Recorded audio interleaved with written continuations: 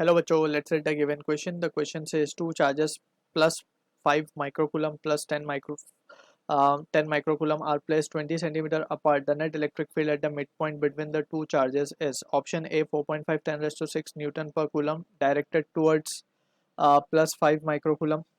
Option B given a plus 4.5 into 10 raised to 6 Newton per coulomb directed towards plus 10 microcoulomb. Option C given a 13.5 10 raised to 6 Newton per coulomb directed towards plus 5 microcoulomb. Option D given a 13.5 10 raised to 6 Newton per coulomb directed towards uh, plus 10 microcoulomb. This is towards.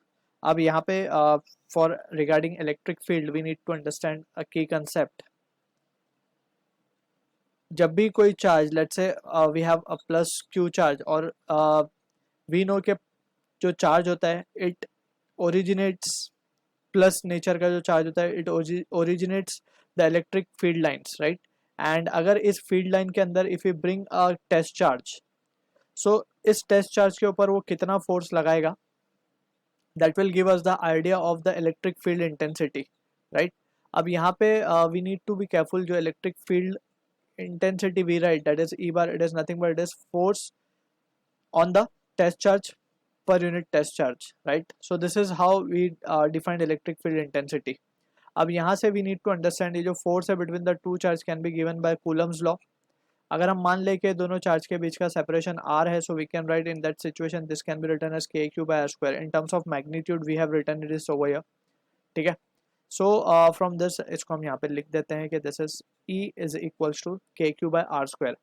अब यहाँ पे we need to be careful about the properties of test charge. Test charge वो charge होता है that we consider for the testing purpose और इसके खुद की इलेक्ट्रिक फील्ड नहीं होती राइट.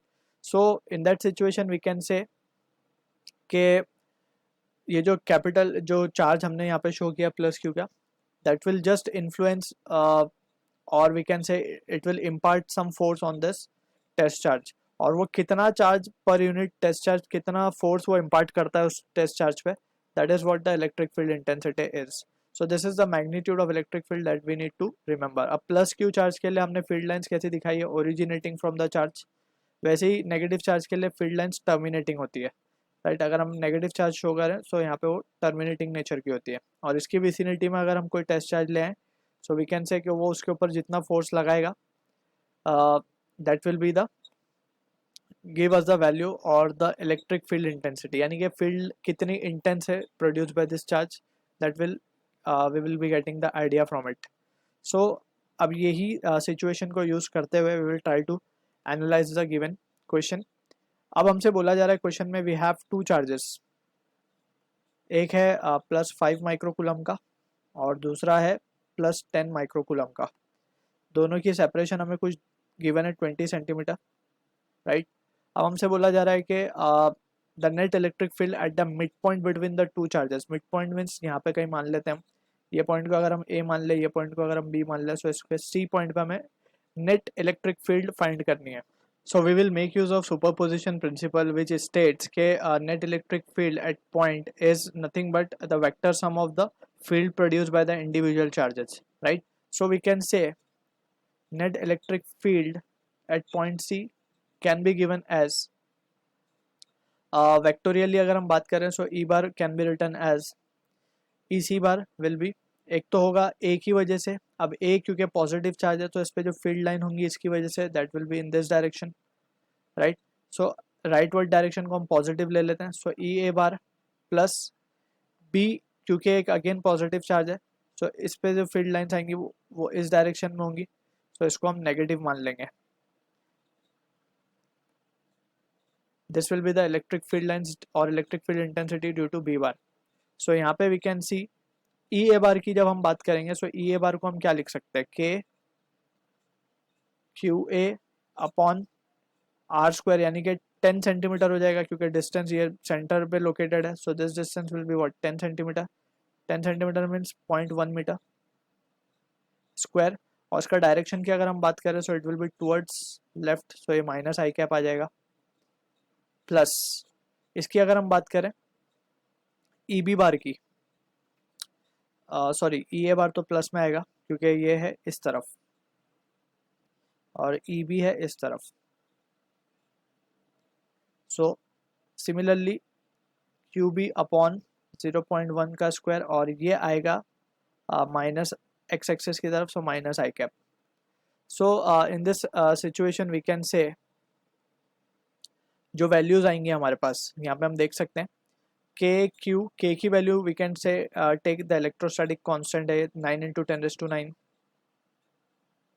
इंटू क्यू ए की बात करें सो 5 इंटू 10⁻⁻6 डिवाइड बाय 0.1 का स्क्वायर यानी 10⁻². और यहाँ पे हम लिख सकते हैं माइनस ऑफ के 9 इंटू 10⁻⁹ इंटू क्यूबी की वैल्यू है 10 इंटू 10⁻⁻6 यानी कि 10⁻⁻5 डायरेक्ट हम लिख रहे हैं यहाँ पे, डिवाइडेड बाय 10⁻². और यहाँ पे हमने आई कैप को कॉमन निकाल लिया बाहर, right. So from this we can say this is the value of net electric force we will be getting at C. So यहाँ पे हम लिख देते हैं EC bar will be equals to, ये वैल्यू हो जाएगी हमारे पास 45 45 इंटू 10⁻³